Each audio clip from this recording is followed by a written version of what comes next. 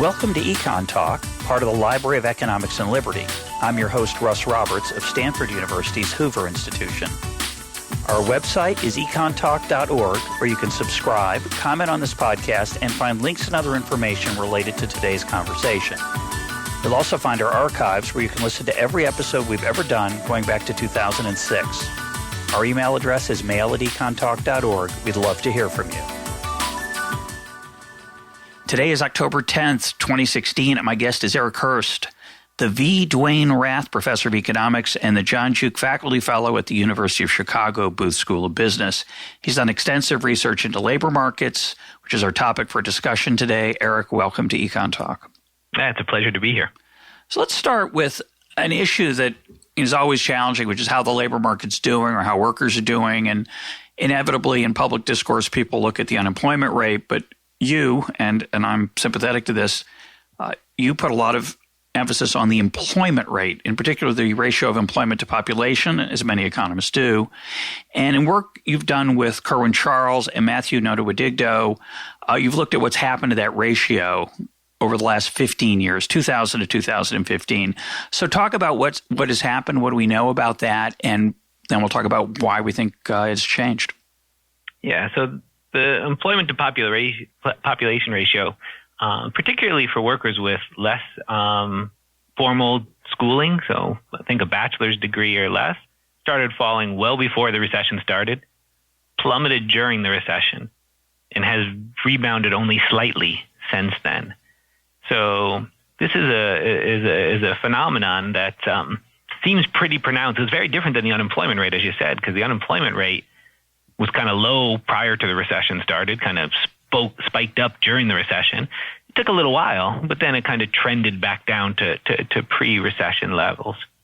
So what we've been thinking about is the extent to which the labor market was weak before the recession even started. And we're not alone on this. David Otter, some of your viewers or listeners might know David. You've talked to him a few times.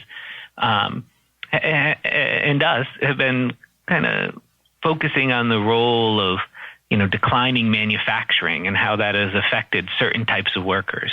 And manufacturing, we lost about, 4 million manufacturing jobs from 2000 to 2004 or 2005, which is a huge amount relative to historical periods of time in such a short time period.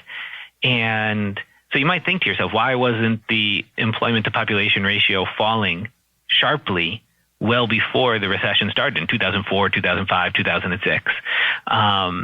And the answer is it was kind of falling some, but not as sharply. And our story was that the housing boom came along and lifted the labor market, particularly for workers who have lower degrees of accumulated schooling.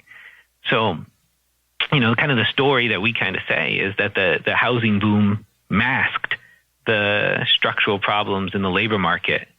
And, the way you think about it is, suppose there's a trend down in manufacturing employment and they're displacing workers. And that started in the early 2000s, okay? Kind of has some periods where it declined fast, other times where it declined slow, but it's been kind of a downward decline since the early 2000s.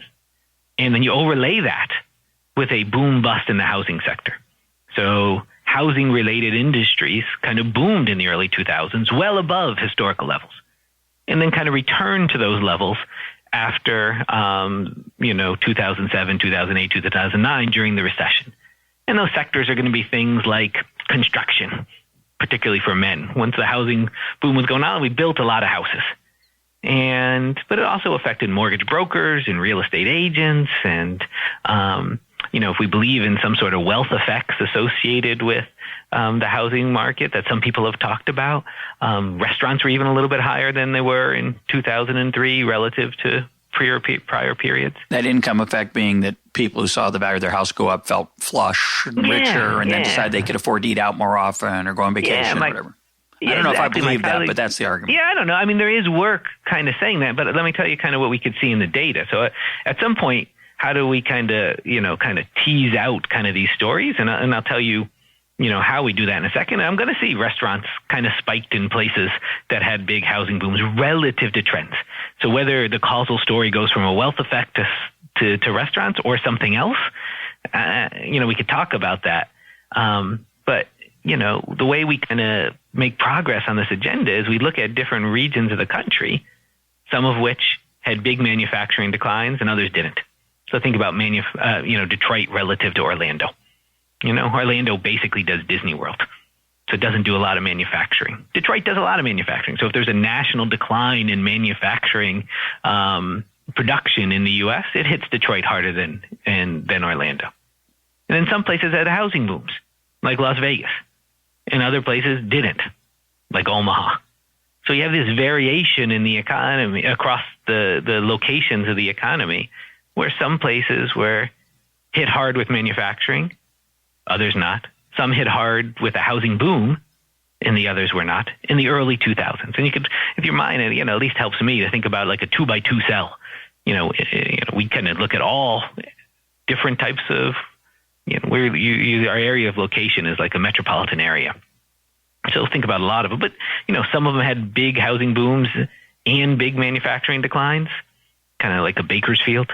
Others had neither. Some had one, others had the other, and you could kind of use that variation. And Detroit looked like it was having declining employment to population ratios, sharp decline in employment to population ratios, far before the recession ever started. So the recession, if you kind of plotted the employment to population ratio in Detroit from 2000 to 2015, it looks like a much more continuous decline than the U.S. as a whole. And then you go to a place like Las Vegas and you plot the employment to population ratio in Las Vegas, you see that is actually employment to population ratio increased in Las Vegas from 2000 to 2015, or 2000 to 2007. And then the employment population ratio. Because their housing boom was so large. Yep. And then the aggregate economy is just a sum of these two types of patterns. So in some of our work, this is kind of what we're trying to do. We're trying to show that this masking, this is the word we use, the housing boom kind of masked this weak labor market due to the structural decline in manufacturing well before the recession started. And again, disproportionately it hit workers with less than a bachelor's degree than workers with more than a bachelor's degree. That's really interesting. I'm going to tell a slightly different story, and I want you to react to it. I'm playing classroom devil's advocate here because it's always tempting to tell a just so story based on the data you have. So you said starting from 2000 to 2015 is a big decline in manufacturing. Of course, that decline started around 1950, maybe 1945. It's a post-World War II combination of increasing trade, increasing productivity in manufacturing and we're talking about employment manufacturing, not manufacturing output, of course, because we often stress on this program. Yes, of course. The United States is a much larger producer of manufactured goods than it was in the past. The manufacturing sector as an output is doing pretty well. As a source of employment, it's not doing well. But during the 2000s, that's true as well. Yeah, manufacturing output is going up. So, and maybe later we'll talk about the mix of trade versus innovation that might be causing that. But so between 50 and 2000, when the manufacturing sector was shrinking as a proportion of total employment, and at the same time the workforce is getting more educated and more opportunities are opening up for people with higher degree levels of education, people in manufacturing went and found new things to do, and that employment to population ratio didn't fall. It wasn't so there might be a slower trend, but it wasn't as dramatic as what we've seen. And when you say things like, well, it fell and people couldn't find work, but the housing sector masked it, well, usually they find work. They just find different work. It's just not manufacturing. We didn't see a long secular increase in unemployment or a long secular meaning over time. For those who aren't economists, sorry for using that technical word. It's a bad word because it doesn't mean in economics what it means in the English language. Yeah. But there's a long time trend toward lower manufacturing employment, but not lower employment generally, because people found other jobs. And it could be, and this is what I want you to particularly to answer. It could be, this is a crazy idea, and I don't believe it, but it's the kind of thing you talk about in a seminar.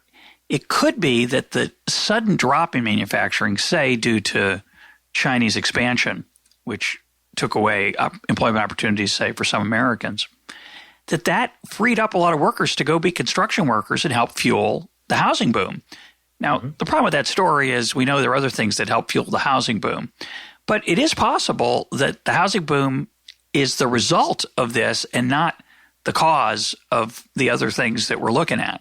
So react to that. Okay, so there's three things that I want to react to it. I'll react backwards. So the first one is, is there anything in the data we could see whether it was the displaced manufacturing workers that helped spur the construction boom and the housing boom? And again, looking spatially allows us to kind of get some sense on this. Now, on the downside, we might not see tremendous amount of migration in the U.S. We see some, but the migration across regions has been falling, and that means that we get more pockets of inactivity, in one place that takes time to kind of work its way through unless migration was faster. But in the good news is for us using locations as an experiment to test different theories. The fact that people don't migrate makes it easier for us to isolate different effects. Absolutely. So why do I bring that up? Because we saw the biggest decline in manufacturing in places like Detroit. And there wasn't any housing boom in Detroit. And if you kind of correlate the places that had the biggest manufacturing declines and then the places that had the big housing booms or construction booms, so you could do it in housing prices or construction activity, it's uncorrelated in the data during the early 2000s. So a story like you told, that there would be some kind of, causal link. Reverse causation. Declining. Yeah, exactly. You would kind of expect to see the places that had the big manufacturing declines to maybe have a little bit bigger housing boom than other places. And you just don't see that in the data. And so we could kind of test that. That's like something we could literally test. Well, you could test it at the aggregate level. I think, by the way, I think at the local level, that's what I was trying to test. Yeah, but isn't it? I mean, I'm just speaking creatively here. I don't believe this story, but it's an interesting story. It's possible that even though migration is very low in the United States and physical mobility is relatively low, residential mobility, people moving to a new location. We're not talking about whether they can move around, but their ability to move locations for work or home. It's possible that even though there's very little at the national level, that after the Detroit manufacturing trouble, after auto workers found many fewer opportunities there because both plants got more effective, meaning fewer workers were needed at any one plant, and many plants moved south or elsewhere, they could have moved to Las Vegas when they heard there was some opportunities there, and suddenly a boom started. And I think that's unlikely, but that's I find it remarkable how little time economists, maybe sociologists have done it, have spent interviewing people in Las Vegas who worked on those houses and what happened to them and what are they doing? So are they waiting? Because we don't have we don't have the kind of narrative that I would love to have. The only thing I could see in the data is I could ask of the people who moved into Las Vegas. So you could observe that because some people did move in. Yes. Was there a disproportionate amount of them coming from places that had big manufacturing booms relative to some sort of trend? And you see a slight amount. I just want to say it's not zero. You see a slight amount. But of workers over the age of 30, you don't see much of an effect. And that's not surprising because workers over the age of 30 just don't move that much.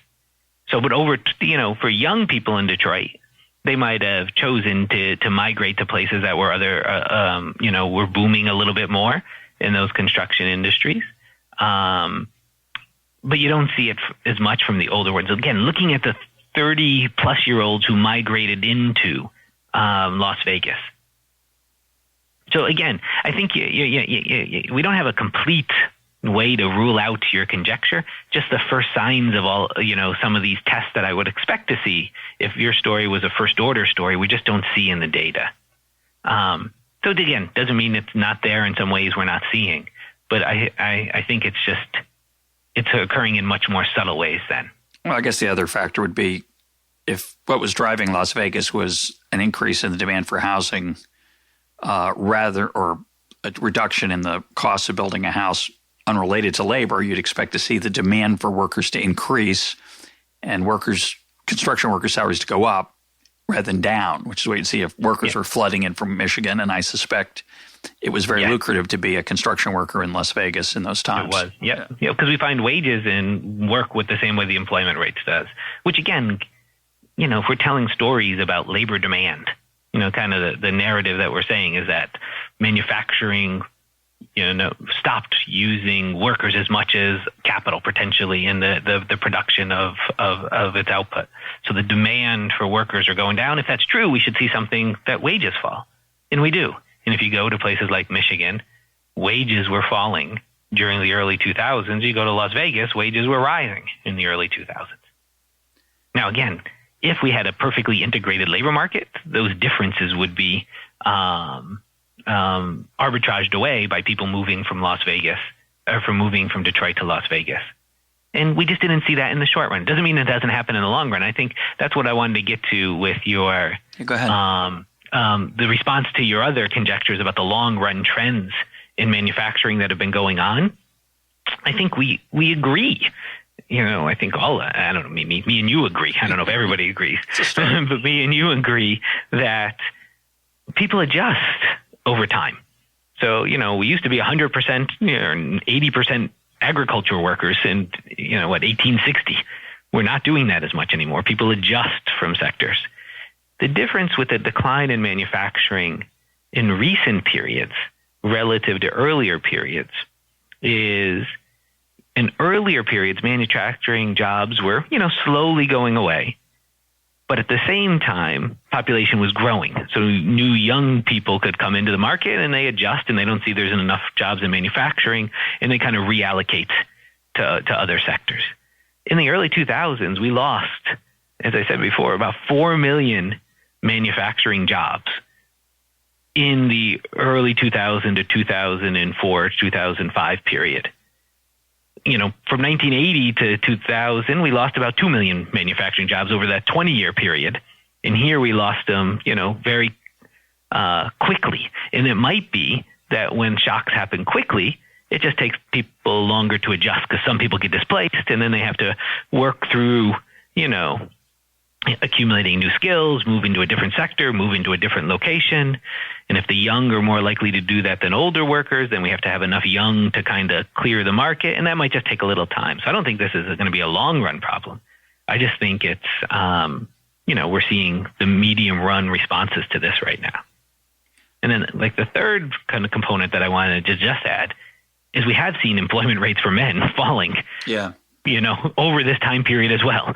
So there is a correlation with just the share in manufacturing and the employment rate that has been moving, at least during the 70s and 80s and 90s as well. I don't have good data, much before the 50s and 60s. So, but in those, 80s and 90s, we are seeing some relationship between manufacturing decline and employment rates. Well, you raised an interesting point I hadn't thought of carefully enough before. It's an issue we've talked about before on this program, which is, is it possible that the dynamism and effectiveness of the labor market is not what it used to be because, while it's always been true that there's creative destruction, some sectors are shrinking, others are rising, it could be that people without a college education in today's economic environment simply struggle to find alternatives to manufacturing and construction. And then there's two ways to think about that, which is what you got me to see. One is, you're a 50-year-old construction worker, manufacturing worker, and neither of those are doing very well. And there isn't an easy place to turn, and it may take a while. The more depressing possibility is that it's actually the 25-year-old worker who can't find anything because that person isn't sufficiently educated. And that's a longer, bigger problem. And the future just looks tougher and tougher for people like that. Have any thoughts on that? I concur again. I mean, again, your worldview isn't that different than mine.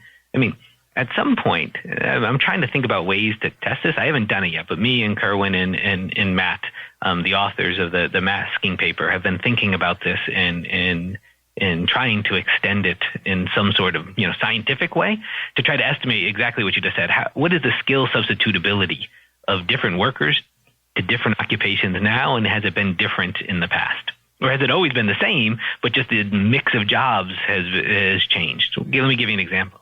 Is it easier to move from agriculture to manufacturing than it is to move from manufacturing to services? I don't know the answer to that. That's a good way to think about it. And we know we went through a major transition in the U.S. economy from agriculture to manufacturing, particularly for workers with less than a 4-year college degree, some a bachelor's degree. Those were the primary sectors in earlier periods, and still today. It's just the share of agriculture is small relative to manufacturing. Now manufacturing is moving away. Are we seeing that it's maybe harder? And this is exactly kind of, your conjecture that maybe it's just harder to switch to other occupations. And then that would show up in the young as well as it would be in some of the older workers. And we are seeing now that the employment declines during the 2000s for young workers seem much more pronounced than they do for older workers, conditional on skill. Yeah, go ahead. But that's something I've been, kind of thinking about as well, is, these young workers just look different well into the recovery compared to into their older counterparts, again, holding skill constant. Well, that recovery, you were talking about 2000 to 2007, a time when the economy was doing pretty well, not great. There was a little recession at the beginning, but manufacturing jobs were doing poorly all the way through it. Then we have the recession, which hit another tremendous shock to construction manufacturing. Again, two sectors where low educated folks find work, and those jobs may not be coming back. So It's what I'm worried about, and it's my next question. We're going to turn to younger workers in a second in specific, but if just to take one example, if driverless cars and trucks become a reality in the next 5 to 10 years, which I think they probably will, that's another group of millions of workers who find decent jobs, sometimes pretty high-paying jobs, without a lot of education as truck drivers or Uber drivers or cab drivers, and those jobs might just totally disappear. What sector will those folks find work in? It's not going to be manufacturing. It might not be construction. What's my left? Conjecture is we're going to see, a continued decline then in the employment to population ratio. I mean, this is, just to put in perspective, I was just doing some work this morning that, relative to 2000, 31 to 55-year-olds with less than a bachelor's degree have reduced their hours worked collectively by 10% over this time period. That's through 2015. Say it again. So our annual hours worked for this group as a whole, 31 to 55, with less than a bachelor's degree.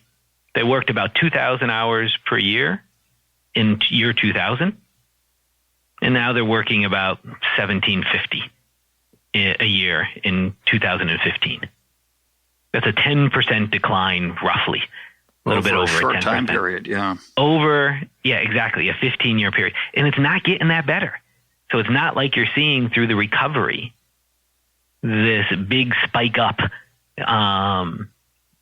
back towards those 2000 levels. That is a big decline for a group over a 15-year period. And again, it doesn't look as cyclical. And what do I mean by that? You don't get the cyclical stuff. I think, usually when the economy starts to rebound, you start to see a rebound in hours.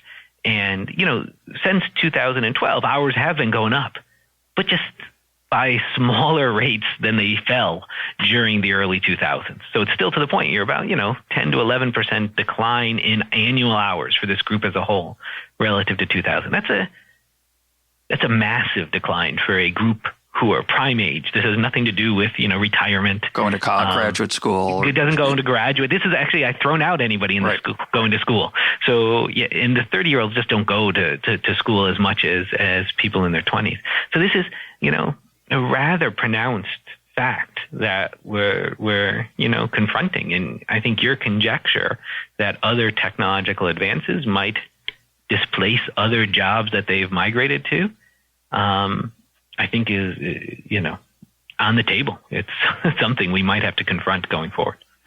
And, normally I use the example all the time about the blacksmith jobs disappeared around 1910, 1915, 1925, and they went and had to do other things. And if you had a specialized skill as a blacksmith, life was a lot harder and it wasn't easy, and you may have struggled to find work. This is a shrinking group, the group that you're talking about. The group that doesn't have a college degree, but it's still very large is the problem. It's not like, well, there's going to be this is a large portion of our population. Yeah. 70%. I always tell, my students or my mom, maybe many of your listeners, we tend to view the world like, the people around us. Yeah. And, but it's 70% of men 31 to 55 don't have a bachelor's degree. Might be 68%, but, somewhere in that ballpark. So think about it as, a third do have a bachelor's degree. So this is a relatively large group still. And education rates have slowed down for this group as well. While we've seen gains in, college attendance and such for women, you haven't seen as much as men. And I want to stress that there's many ways to get skill beyond going to college. You go, apprenticeship, and, you could learn a craft. But we have seen migration towards college over long periods of time, and that seems to have slowed down for this group as well. Yeah, and as I learned from Brian Kaplan, and as your remarks are pointing out, attending college is not that helpful if you do not graduate. Exactly. Yes. So let's continue to go deeper into this. Let's talk about the other work that you've done. I think this is work with Mark Aguiar, Mark Bills, and Kerwin Charles on the behavior of what you call less educated young men. Mm-hmm. And you found a rather striking set of patterns of behavior, both leisure and lifestyle, over this 2000 to 2015 period. So first tell us how you get information about these folks that you're going to be talking about in terms of their use of leisure. And strangely enough, this is going to potentially revolve around video games, which is kind of shocking, but really provocative. So talk about it. Yeah, so the first thing to stress on all of this is ongoing research, even as we speak. It seems there's a tremendous amount of interest in this work. So even when we present once or twice at a conference, it's picked up a lot of interest.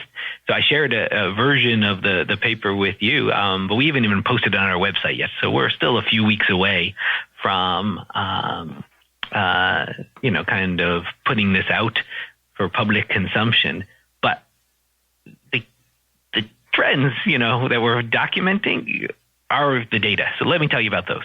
So using data from household surveys that measure labor market status, so that's going to be some of our work, with the same data that I've been using to talk about employment rates over time, using data on from the American Community Service, which is like the census long form. I could get detailed data on cohabitation patterns.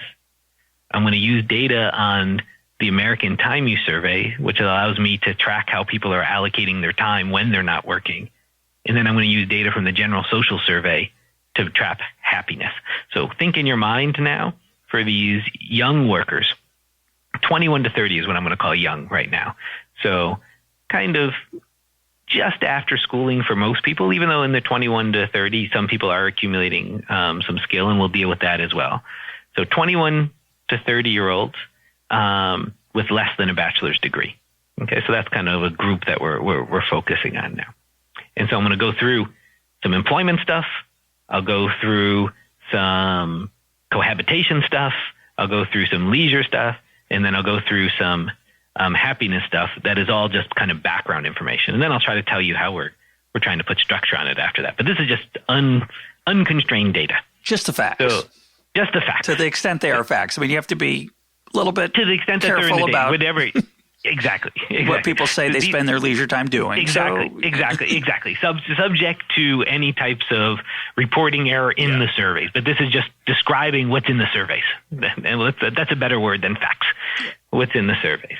So the first thing is what I alluded to earlier, that the employment to population ratio, or hours worked, as we were talking about before, have fallen much more sharply during the 2000s for young men relative to their older cohorts.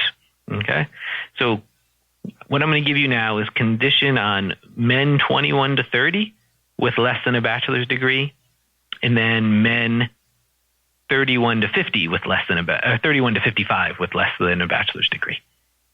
And as I mentioned earlier, those 31 to 55-year-olds kind of had about a 10% decline in their hours during the 2000s.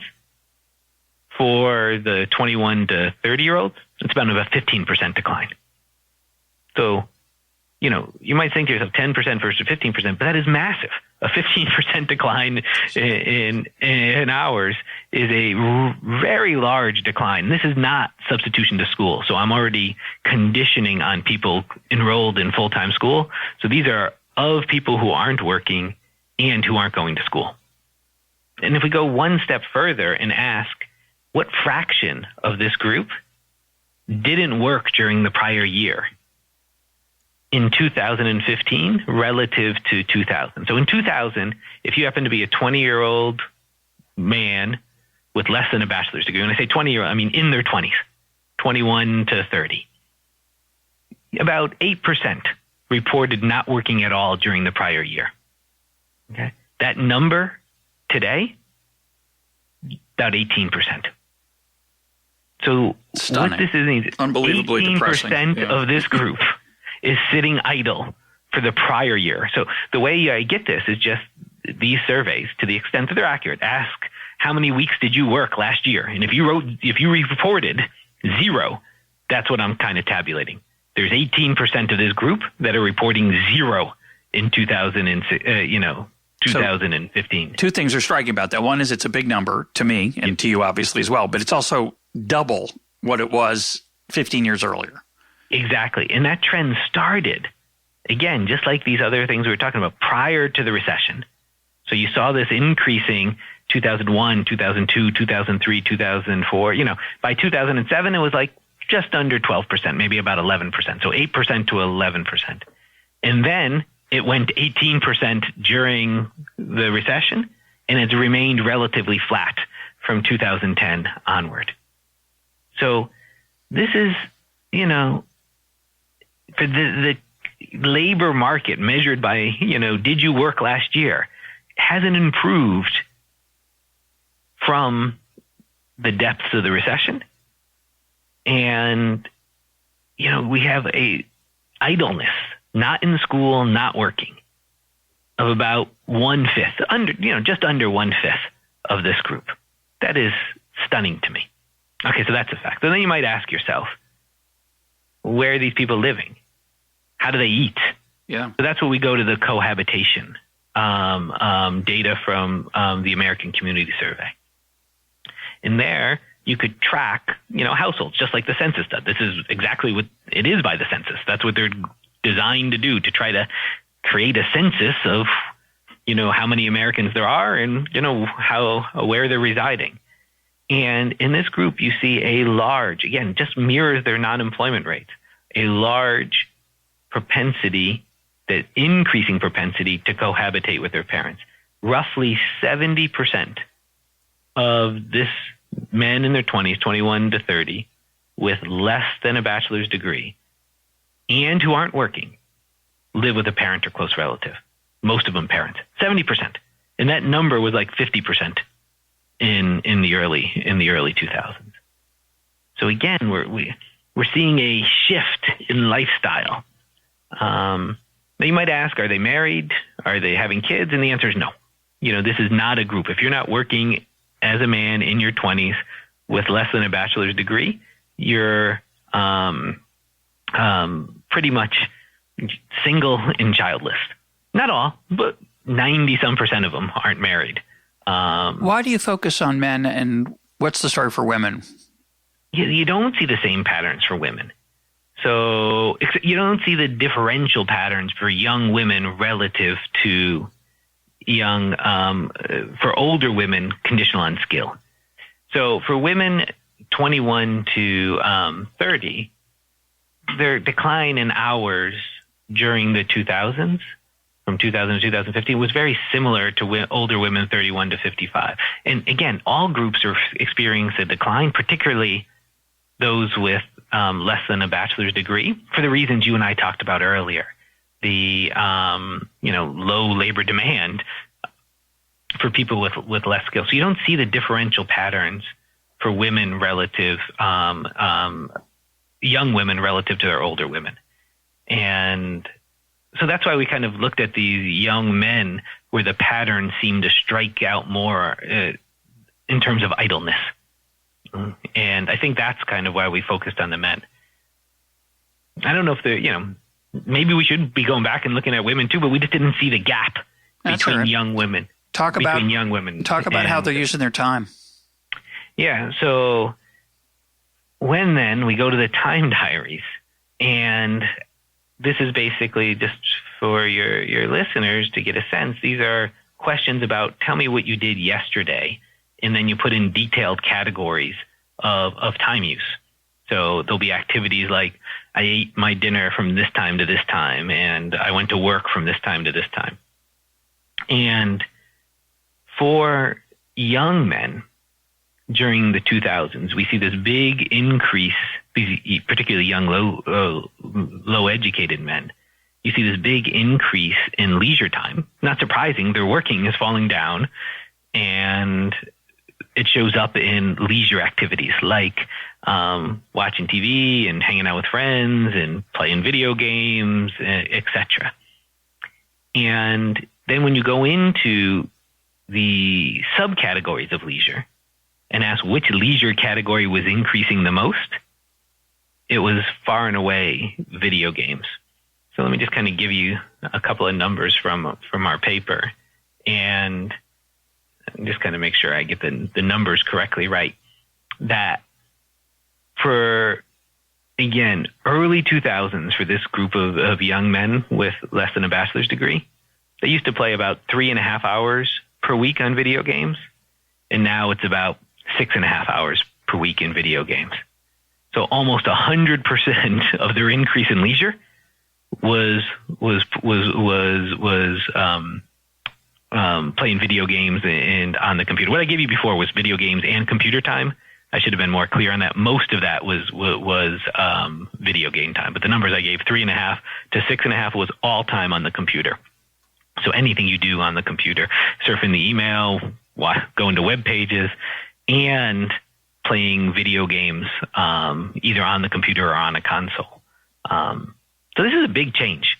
This is in terms of how people are allocating their leisure during this time period. And you don't see the same pattern for women.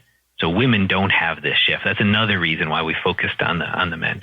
So what do we make of that? Now, you wrote a really nice essay, which we'll link to, where you talk about the fact that everybody from the ages of 8, maybe 6, depends on your house and what your rules are, but parents have noticed that it's kind of hard to get people off of video games or off the computer. And this is a phenomenon that has nothing to do with the recession, has nothing to do with education. It's just they're really fun for certain types of people, and they really like them, and it's hard for them to stop playing them. So there's a certain addictive, I don't like that word, but in common parlance, addictive nature to them.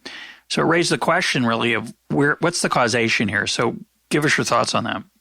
Yeah, so nothing we ever have has addiction in it or not. So let me give you an overview of the model that we're trying to think about, and then I'll tell how we come and test that. So the overview of the model is just something comes along that makes leisure time more attractive. Okay, so when we're making our decisions to work, we compare the benefits to work relative to the cost of work. And the cost of work is, you forego the wage you could have earned if you were working, but you also get the margin utility of leisure. And if leisure time is becoming more attractive, that should have an effect on people's work decisions. Now, how big of an effect we're trying to answer that. But that's kind of the theory in the background. So earlier we were talking about labor demand effects on people's work effort. This is more of a labor supply effect. So how do you go about and test causation about whether people are playing more video games because they have nothing to do, or people have nothing to do or choosing not to work because they want to play more video games? So what we do is we try to estimate a demand system for leisure. So what does this mean? It means, think about it in your mind about how much of a leisure time spent on a given leisure activity out of total leisure time on one axis. So the share of leisure time on TV watching, the share of leisure time on hanging out with friends, the share of leisure time playing video games as a function of total leisure time. And suppose there's some relationship that we could try to estimate that says, okay, if your leisure time doubles, you want to more than double or less than double your time on different activities. So we then go to the time diaries and try to figure out whether people are changing their time on given activities, whether that looks like a movement along one of these, what we call leisure angle curves, or whether it looks like a shift in one of these leisure angle curves. And the angle curve, again, is just the mapping between the share of time on a given activity out of total leisure time on one axis and then having total leisure time on the other axis. And so our whole new paper is trying to do exactly this. And we use the time diary data to try to see how you, Russ, would spend your leisure time if I shocked you out of work. And so that gives me the slope of this leisure curve.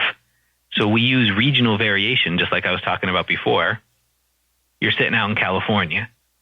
People like you lost your jobs a little bit in California, more than people in Texas.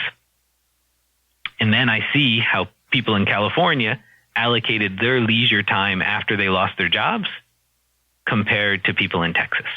And then I don't only do it for California and Texas, I do it all states. And I use it, variation during the Great Recession to isolate that. And that kind of gives me the slope of these lines. And then I go in the time series data, at the aggregate data, and see whether the changes through the 2000s for everybody puts us on that line, or are we off that line? And if we're off that line, it's a way we try to identify that there's been technological innovation in the leisure categories. I just want to. I know that sounds a little bit confusing. No, that's cool. But, no, that's really great. But that's exactly what we're doing. And then with that, we use the model. So there's no identification here. We use the model to figure out how much labor supply changed from a leisure shock. So we find some effect, a small non-zero effect of innovations in leisure computer activities for young men that explains about 20% of the decline in hours that I was telling you about earlier. So I just want to clarify one thing. You mentioned angle curves. It's E-N-G-E-L. It's not Friedrich Engels. No. It's Ernst Engel, which I didn't know his first name, but I cheated and looked him up on Wikipedia. I didn't know his first name either. Use Wikipedia while we're talking. Yeah, it usually is out of the demand. So usually it's in money space. How much money you would spend on restaurants out of your total money spending, or how much money you would spend on, vacations out of your total money spending. We've kind of defined now angle curves in time space as opposed to money space. So I have no doubt that I spend more time on my smartphone as a form of leisure today than I did in 2000, because I'm pretty sure I didn't have a smartphone in 2000. Mm-hmm. And it's possible that I don't just spend less time with friends and less time reading. I just spend more time fooling around, wasting let's call it leisure as we would in economics, unjudgmentally. But I concede it is sometimes wasting time. But you're making the claim here it's an incredibly interesting idea. I don't believe it, but it's a modest claim. So it's a modest claim. So tell me, which part don't you believe? Well, it's hard to accept the idea that people in their 21 to 30s find so much fun from video games that they've chosen to live at home and play on their parents' computers or consoles, as opposed to the idea that they're having trouble finding work, and while they're unemployed, they may as well play video games because that's the thing we do now when we have extra time. So you concede, obviously, that it's both. I got a couple questions for you. Go ahead. Again, I want you to follow your own logic for a few more steps. Yeah, go ahead. Okay, so the first step is you have a conjecture that these people would be less happy under their current lifestyle than they would have been before. So I could go to the happiness data and just download the general social survey and ask them how their life is. And despite the fact that the hours worked have fallen by 15% and the propensity to live in their parents' basement has gone up tremendously, their reported life satisfaction has kind of gone up. Okay, that's one thing I want to say.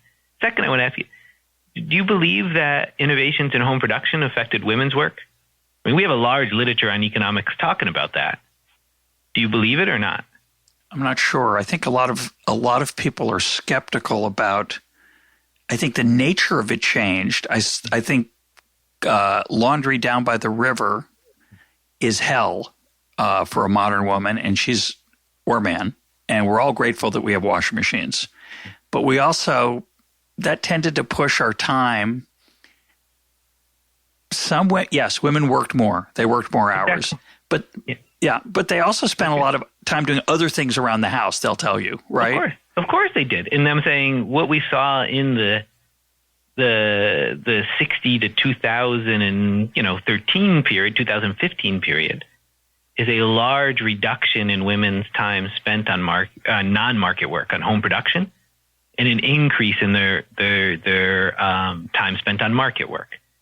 And, going back to Becker and before him Mintzer, have kind of showed that the existence of an outside option that women did historically, it's gone down recently, but historically has made women's labor supply more elastic than men's.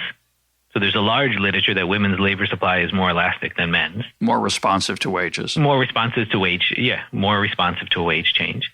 And that potentially innovations in home production have helped, not completely, but on the margin, resulted in women working more. Our paper is kind of the opposite. It's basically now innovations in leisure technology has drawn people away. And some of these people tend to be a little bit more elastic than they would have before. And maybe, again, this is a conjecture, maybe people are taking more leisure on the front side of their life now than on the back side of their life, in retirement, because we're living longer, that maybe it makes sense to take a little bit more leisure on the early part of their life. Well, I think they take it everywhere. I think they take it on the job. I think there are people who play video games. I know right now people are listening to this conversation on the job. They tell me so. And I will call that leisure. You could call it investment if you want to fool yourself, possibly, or console yourself, or I don't know how to describe it. But it's a fascinating idea. I'm not, I'm pushing back on it. For me, quantitatively, I think is the real issue for me. Yeah. Again, how big is this? Theoretically, it kind of has to go this. When the price of apples go down, do you buy more or less apples? You kind of buy more apples when the price of apples go down. When the price of leisure goes down in some sort of, utility sense, do we take more or less leisure? No, theory says we should take more, and then it's got to come from someplace. And now we're saying some part of it might be coming from market work because there's a time budget constraint. Yeah, but the margins are really subtle and complicated. So there's a big difference between me saying, which I think is absolutely true, that my evenings are very different today because of the pleasure I get from what the internet gives me relative to my evenings 20 years ago. 20 years ago, I did a lot more reading of books. I still read books. I read them online, I'm calling it a separate thing from, say, watching YouTube videos. I don't play video games, but I have the equivalent of doing that. That's reading this 73 articles written about the Patriots today. And I apologize. I know you're a Dolphins fan, but I am a Dolphins fan. So I spend a lot of leisure time doing that. And you're right. It has to come from somewhere. But I worked last year. So to say that there's a big difference between saying, at the margin of spend a little more time on the internet and a little less time with my family, which I may not be happy ultimately about that trade-off, or a little more time on the internet, a little less time advancing my career. I get that. But to suggest that I'm going to take a few years off so I can play with my but video games is a little bit dramatic. We should get into it's a better way to say viewing the world, view our kind of situation. As we talk about in the paper, one thing, these effects get compounded if you're close to your reservation wage. So if you're on the margin of working or not, then movements for in the value of leisure could have bigger effects. You and I are kind of earning well above our reservation wage, I would conjecture. And as a result, movements in the value of our reservation wage probably isn't going to have the same effect on us. So it's a confounding factor that of weak labor demand and a more attractive outside option could potentially have these effects. Now, again, reservation wage, compounded. Reservation, the value of outside option, the value of not working. The thing it would take me to get into the labor market, how much I'd have to earn. Exactly. And so it's a combination of, the situation you and I were talking about before, weak labor demand, interacting with things that can be moving around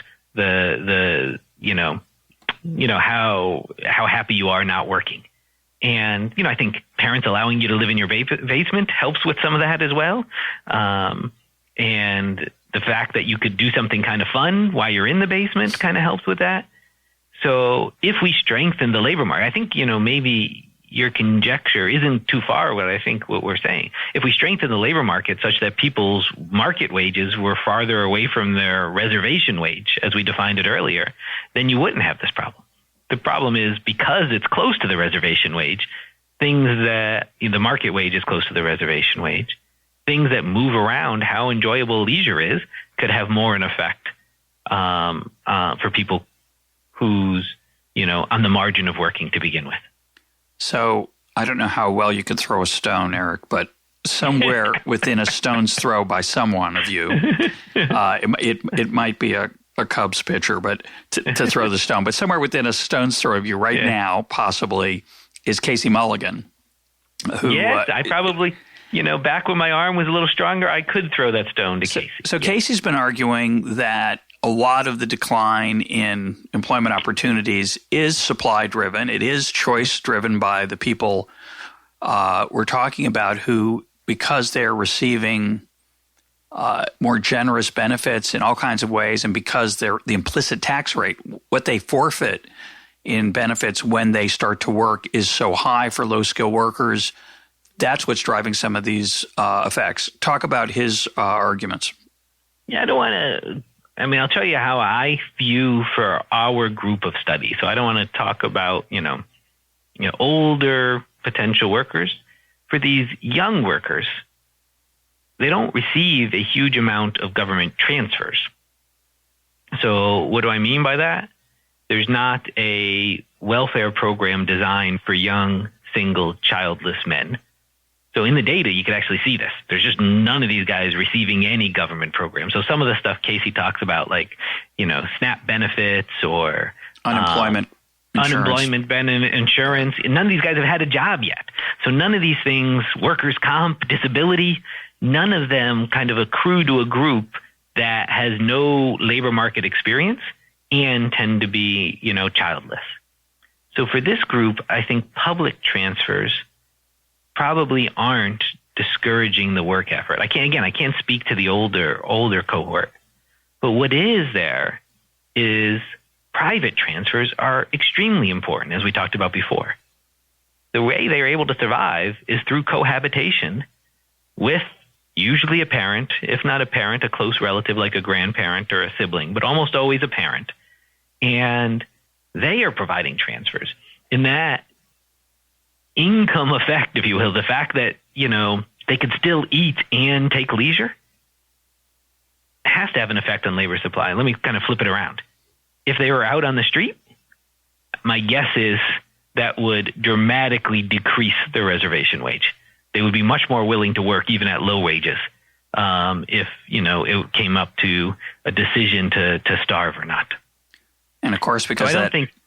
Go ahead. Go ahead. I said it again. So I think, it's a similar kind of feeling to something Casey was talking about, but not so much through the public policy dimension, but more through, interfamily relationships that are providing that insurance or subsidy. I don't even know which the right word to use. Is it an insurance or is it a subsidy? I don't think I have anything in the data that distinguishes the two. I was going to make a remark that talking about the housing boom earlier, and of course, these folks get to live in their own bedroom. They're not really in the basement. Yeah. They're in their bedroom. Exactly. In the old days, they'd be rooming with a younger sibling, which would take some of the fun out of it. But since houses have gotten larger through both the fact that we're wealthier and also because we've subsidized housing artificially, and so it's easier just to live at home. And I'm not surprised the happiness levels are high. Let's turn now to a longer time trend, a longer time period. It's really interesting work you've done on leisure over the 40 years between 1965 and 2005, and something that changed in 1985, which ties into some of this in a certain way. It's really interesting. So talk about what you found there in that study. And that was work with Mark Aguiar. Yeah, so Mark Aguiar and I have, besides our leisure paper in recent time period, Mark and I have probably 5, 6, 7 papers together on exploring the interaction of how people use their time away from market work with long-run trends in market work, business cycle trends in market work, and life cycle trends in market work. And what you're kind of referring to here is some of our time series patterns. And, since 1980, we've seen the leisure time increase. I mean, it's the orthogonal of what we were talking about earlier. As leisure time increased for lower educated workers has been much more dramatic than higher educated workers. And again, this just kind of the flip side of the fact that market work hours have declined more for low educated workers than they have for high educated workers. And so when we start thinking from the fact that, when we measure kind of well-being measures, there is some value from leisure going on. Now, on the other side, we're right back to where we were before. How much of it is a constraint because labor markets are poor, and how much of it is a choice because labor markets are poor? And that's something Mark and I have been trying to think about, and you're starting to see that in our leisure luxury paper that we were talking about earlier about the video games. But it's something that him and I have been thinking about pretty much now for almost a decade. And what changed in 1985? Because in the data, it's an interesting difference there between high and low educated workers. I mean, we know that the skill premium has been changing since that time. And so what is that skill premium? Is the wages of those with a 4-year degree have been rising at a rate that's higher than those with less than a 4-year degree. And if the returns to work are lower, traditional labor theory says if a substitution effect is important, then people should be working less. And the substitution effect could be more important if there's, again, some sort of insurance mechanisms, either from the family or the government, that insures people when they're not working. And I think that's kind of the patterns we're seeing in the data. The skill premium patterns and the market work patterns, and as a result, conversely, the leisure patterns are all highly correlated with each other. And just for people who are listening at home, the difference between market work and leisure is there are other uses of people's time. You could invest in schooling. You could, take care of your children. You can clean the house. You can, invest in your own healthcare. So there's lots of different other uses of time, and we tend to measure leisure as those activities like hanging out with your friends, watching TV, going to the movies, those types of leisure activities, playing video games in recent periods. So prior to 1985, leisure patterns were increasing for both higher educated and lower educated workers. So, for both men and women. So men were taking more leisure, usually by working less in the 1960s and 1970s. Women were taking more leisure by working more in the market, but working much less in the home sector. Kind of like we were talking about before, the increases in home production technology might have freed up some time for women to both work more and take more leisure. So higher skilled and lower skilled, at least measured by education, higher educated and lower educated men and women were tracking each other very closely in their leisure time up through about 85. After 85, that breaks. And when it breaks, it's right around the same time period people have tried to estimate that the skill premium started to change. Again, this isn't my work, but work by Larry Katz and David Auder and Kevin Murphy. A whole bunch of people kind of show that the earnings of the higher educated have been growing faster. So Mark and I have been puzzled, I guess I'm talking to it. Do we believe that income effects or substitution effects are important in determining labor supply? What do I mean? If your wage goes up, do you work more or less? Okay. Because it could go either way. Usually you'd say, well, I'll work more, I'm getting more per hour, but then you're wealthier, so you might decide to take some of your added wealth in the form of leisure. So what I'm going to tell you now is just a puzzle Mark and I have been, maybe have identified, but have been trying to solve over periods of time. So the puzzle is, as we got richer in the 60s and the 70s, both lower and higher skilled workers, leisure went down. Okay, we got richer, we all took more leisure. Sounds like something that would be consistent with an income effect potentially being important. Then we go from 85 on, and the skill premium starts to change, such that the price of leisure is really expensive for high skilled relative to low skilled. And during that time period, you see this big divergence in the amount of leisure time people are taking between these two groups. You kind of look at the data and you're saying, well, maybe that suggests a substitution effect is important. The fact that as we higher educated individuals got higher wages, it was more expensive to take leisure now. That's a substitution effect. So how do you explain the time series patterns and the cross-group patterns within the same model? Is something Mark and I have been thinking about for a long time, and we have not yet solved that. So we've documented patterns, we've postulated puzzles, and we've left it at that. Well, one of the challenges is of course, is that, again, there are a lot of margins that people make these decisions on. And one of them is over their lifetime.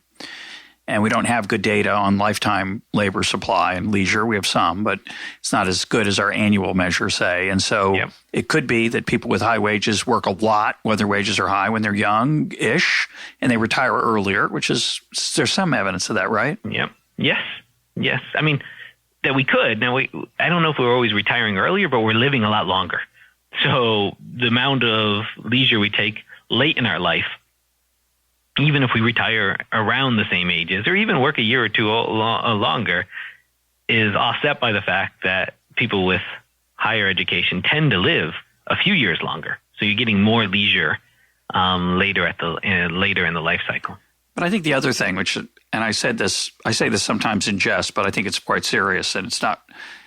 I didn't think of it myself. I can't remember who told it to me. It might have been Larry Iannacone, a colleague of mine at George Mason years back, who first suggested this to me.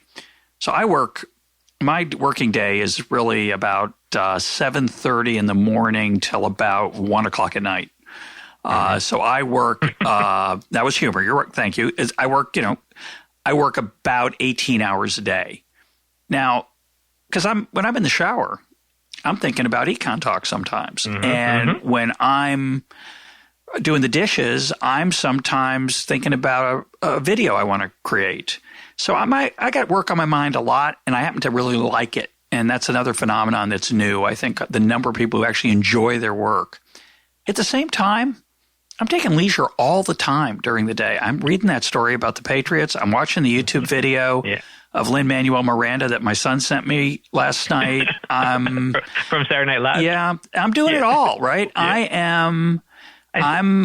It's a very rich, multitasking, crazy world I live in compared to my dad, who came home at 5:30. We had dinner, and I have dinner with my family still, and we don't have any devices. Just want to say for the record, I think it's a really good idea. But my dad would come home at 5:30, and then he'd read a book most of the night. And and we talk sometimes, but it's a different world. And so I think our ability to measure leisure accurately is probably very challenging. I do, and I think it's more challenging now than it used to be, is exactly what you said. And particularly because things intermingle all the time, and particularly what I'm most concerned about, or in terms of our work, Mark and I's work going forward, is we don't have really good measures of time use when people are at work. Mm-hmm. So our time use surveys are pretty much, what time did you spend at work, not accounting for the fact that you might be working and listening to your podcast at the same time. So we don't have those types of metrics. And for some jobs, as where there is that type of flexibility, leisure and work bleed together. Yep. I think outside of work, we have detailed categories. And sometimes, we're eating dinner and watching TV, and those kind of are similar enough that it doesn't matter when I'm clumping them together. But at work, it really does miss that kind of interaction. Now, on the other side, I might also be missing when you're working, because you're working in the shower, you're working. So I think that kind of bleeding in is a difficulty that I think time use measurement is going to have to deal with going forward. So we're almost out of time. Your work's very interesting, and you're a cheerful fellow, which I really appreciate, but it's kind of deeply depressing to me, some of the things that you've documented. Let's put aside these issues of causation and how magnitudes. It does raise the question of whether the United States labor market is increasingly like something like Europe's, maybe for different reasons, maybe for similar reasons. But I think Europe has some real issues because they have a lot of young people who are not getting into the habit of working. They're not investing in human capital on the job. And I think the social consequences of that are not going to be pleasant, and they won't be pleasant here. And one view says, well, it's just a short-run problem. I'm starting to believe that it's not a short-run problem, and that our education system needs to change very quickly with some urgency in terms of preparing more people for life either without a college degree or life in a world of driverless cars, just something a lot more flexible. Are you as concerned as I am? And what would you think are important ways we might deal with this if there's anything to be done at all? Maybe there's no policy to fix it. It's an emergent thing, and people will figure out how to deal with it if we leave them alone. So, that's exactly. I was going to say two things. One is I am optimist in the long run, that I do know that things over long periods of time tend to work themselves out. People tend to adjust, etc. Now, the question is, how long is that long run? And so I am pessimistic that we might be going through a period of time where change is occurring so quickly that it's hard to adjust with the change in real time. So there's going to be if it's a slow atrophy of jobs and people slowly adjust, those kind of things match up together. But things are occurring so quickly that maybe that adjustment takes longer, and then we're going to go through a period like we're seeing that people are going to be not working, particularly for those with, lower levels of skill broadly, not necessarily schooling, but training or whatever you want to call, whatever you want to kind of add those together in. And I don't think that's changing anytime quickly.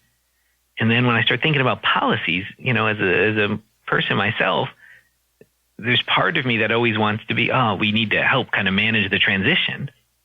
But on the other part, I realize that some of the things we do to manage the transition actually just reinforce the problem. Yeah, for sure. So And so figuring out which policy levers to pull to fix this is hard. So I'm like you, I think, where we have to figure out in the human capital sector what it is, and then we got to find out what that friction is that's preventing easier human capital. Is it really people don't have money to get the schooling, or is it people they don't have access to the training that they want to need? Or they don't know about it. The schooling sector is not competitive enough, possibly. Exactly. Yeah, maybe when they get to the age of 12 or 14 or 16, they don't have this. So I don't know what those are, but that's where I'd want our focus to be. As opposed to other types of programs that, are well-intentioned but have disincentive effects on labor supply. My guest today has been Erik Hurst. We'll put up links to the papers we discussed. Erik, thanks for being part of EconTalk. Thank you. I had a great time.